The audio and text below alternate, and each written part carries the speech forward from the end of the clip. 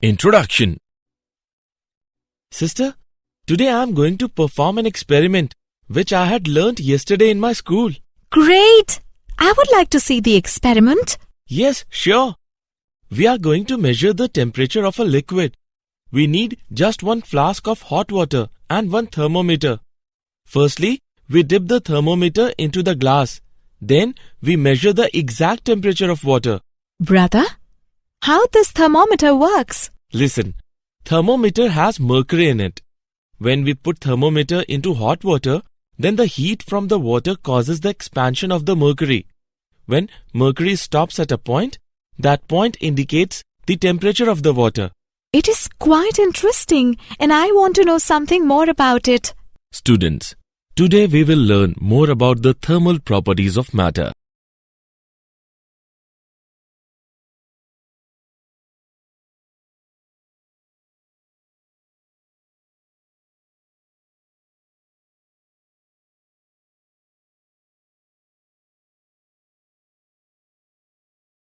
Objectives. At the end of this lesson, you will be able to define temperature and heat, measure temperature, analyze ideal gas equation and absolute temperature, calculate thermal expansion, evaluate specific heat capacity, define calorimetry, learn change of state, know about heat transfer, calculate thermal conductivity of a substance, define Newton's law of cooling.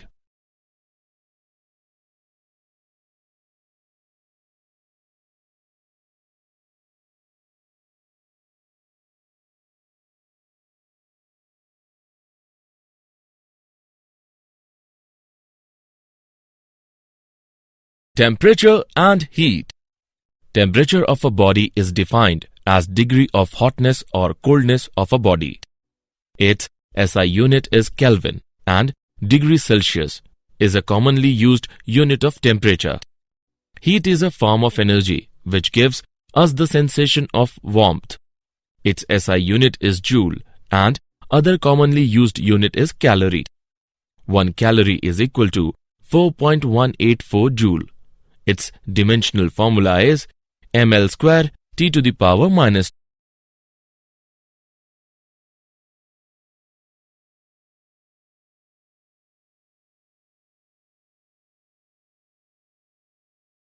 Measurement of temperature.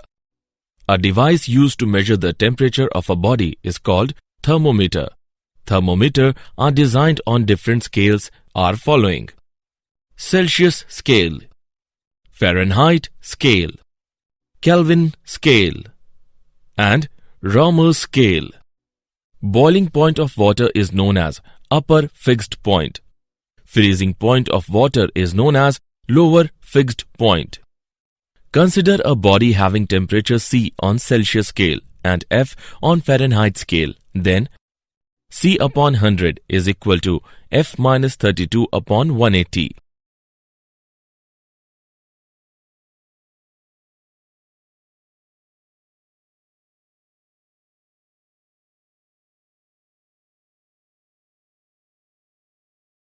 Example.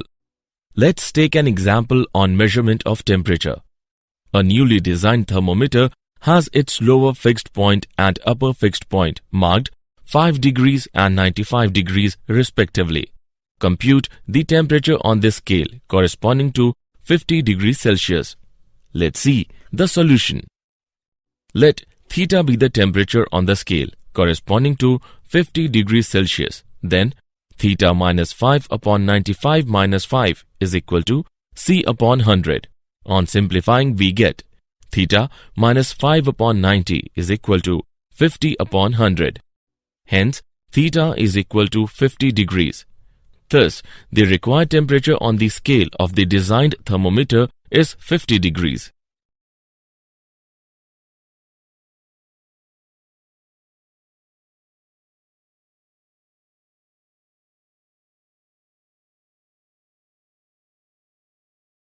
Ideal gas equation and absolute temperature. all gases at low densities exhibit same expansion behavior.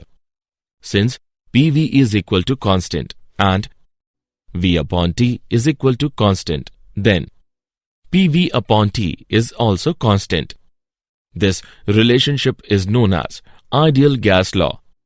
Ideal gas equation may be written as PV is equal to mu RT, where mu is equal to number of moles in a sample of gas and R is equal to universal gas constant. In constant volume gas thermometer, temperature is read in terms of pressure. The temperature at which all molecular activity except vibration ceases is known as absolute zero.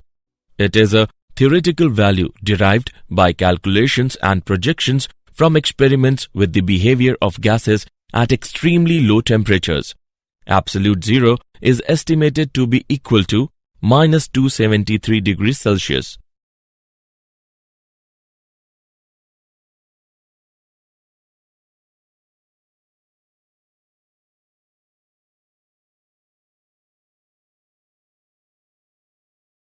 Thermal expansion. Thermal expansion is defined as the process in which a substance expands on heating. Thermal expansion is of following types. Number 1.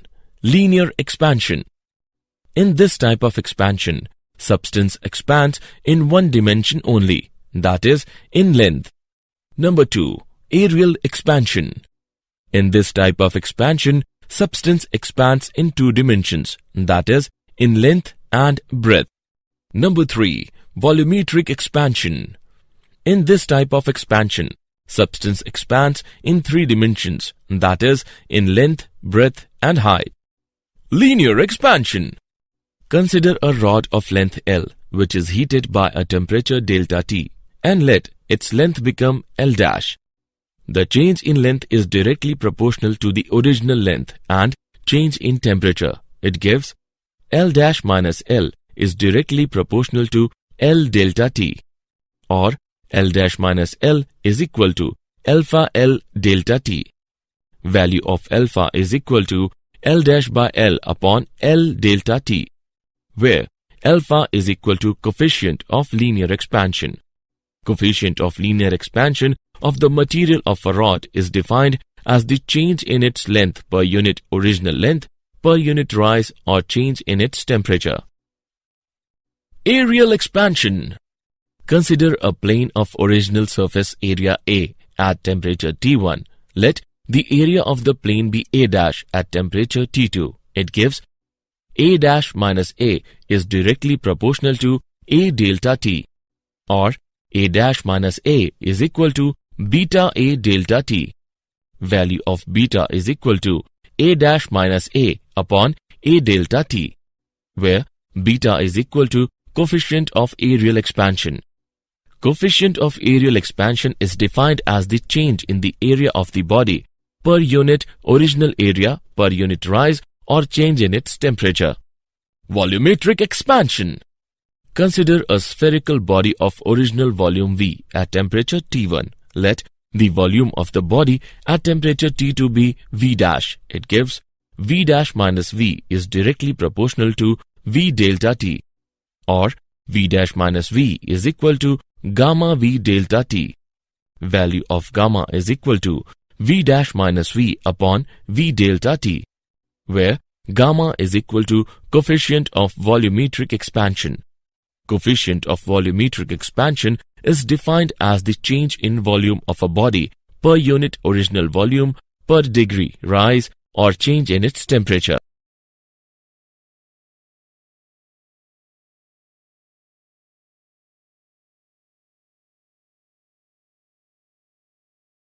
Specific heat capacity.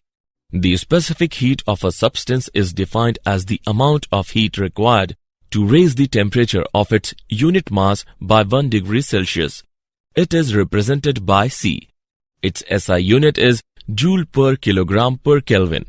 Its dimensional formula is m to the power 0, L squared, T to the power minus 2, K to the power minus 1.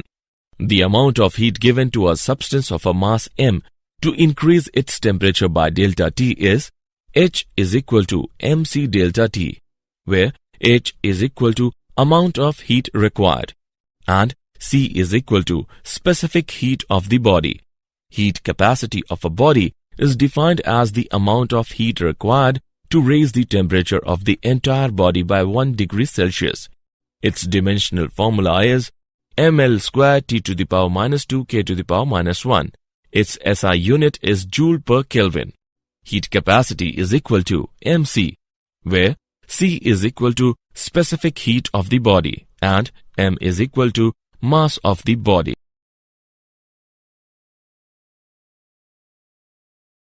Calorimeter. The method in which a quantity of heat either absorbed or given up by a body is measured is known as calorimeter. Heat loss or gain is equal to ms theta, where m is equal to mass, s is equal to specific heat of the material, and theta is equal to change in temperature. Calorimeter is based on the principle of conservation of energy. It states that heat lost by the hot bodies is equal to heat gained by the cold bodies. The essential requirement for calorimeter are: no heat escapes out from the calorimeter, no chemical reactions takes place between the different substances taken,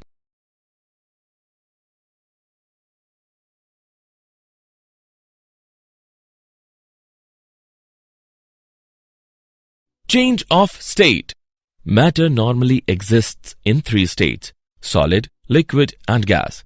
A transition from one of these states to another is called a change of state. Melting. The change of state from solid to liquid. Melting point.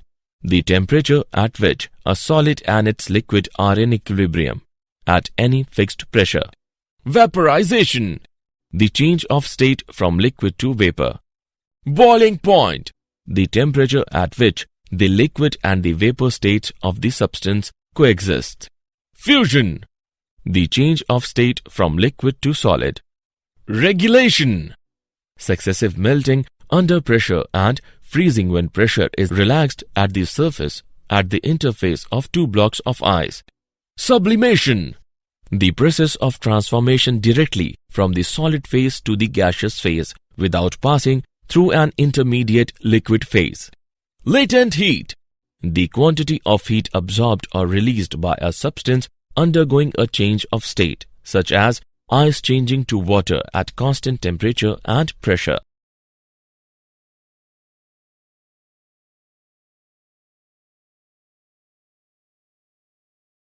Heat transfer.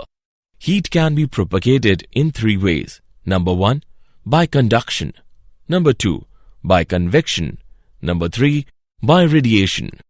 Conduction. Heat transfer from one end of a solid substance to its other end without the actual movement of constituent particles. Convection.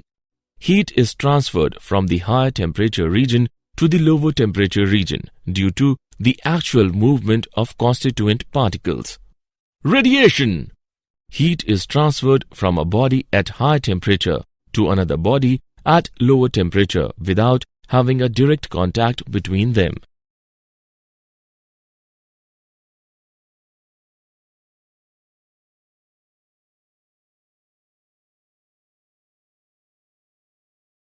Thermal conductivity of a substance. The amount of heat transferred from the high temperature of a solid substance to the lower temperature is directly proportional to the area of cross-section of its faces. The temperature difference between 2 faces, time, and inversely proportional to the separation between the 2 faces. It gives Q is equal to Ka T1 minus T2 into T upon D, where K is a constant of proportionality and is called coefficient of thermal conductivity of the material of the substance. The coefficient of thermal conductivity of a substance may be defined as the amount of heat transferred from one phase of a unit cube of that substance to the opposite phase in unit time when these 2 phases are maintained at a unit temperature difference.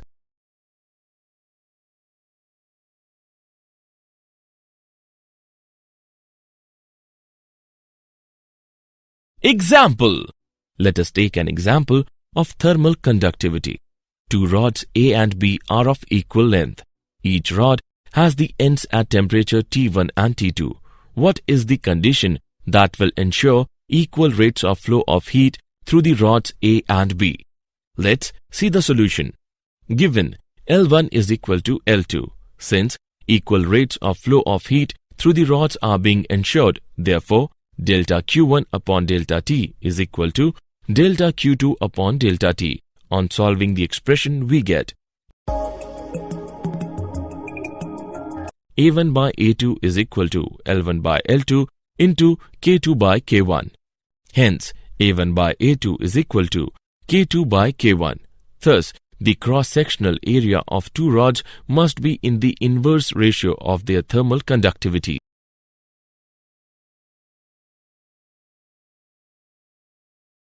Newton's law of cooling.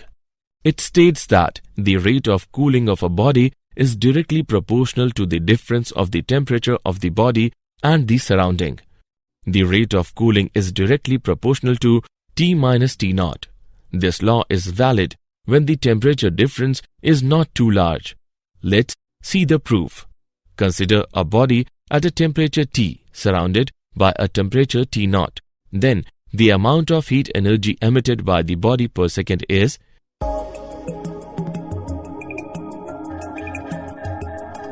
E is equal to sigma belongs to A T minus T naught into T plus T naught into T square plus T naught square.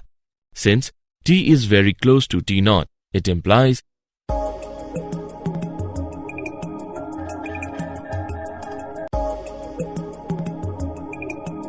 E is directly proportional to T minus T naught. Rate of cooling is directly proportional to T minus T naught. It proves Newton's law of cooling.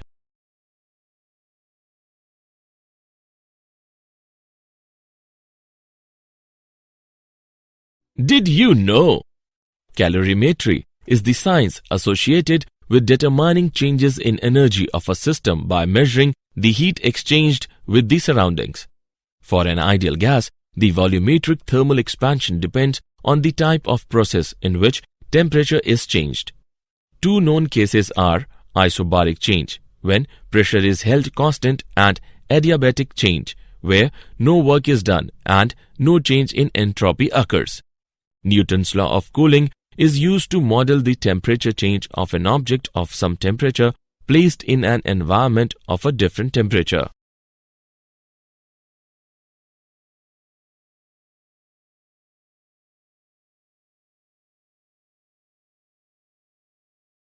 Summary.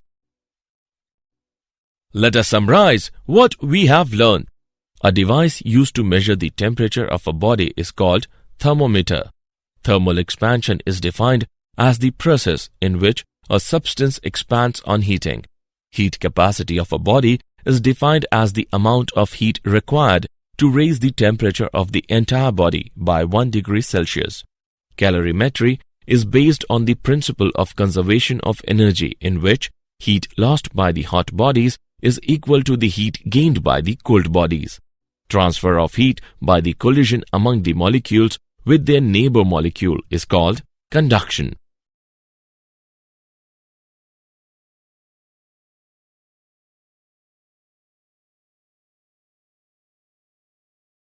Convection is the heat transfer mode in which the molecules move from place to transfer heat.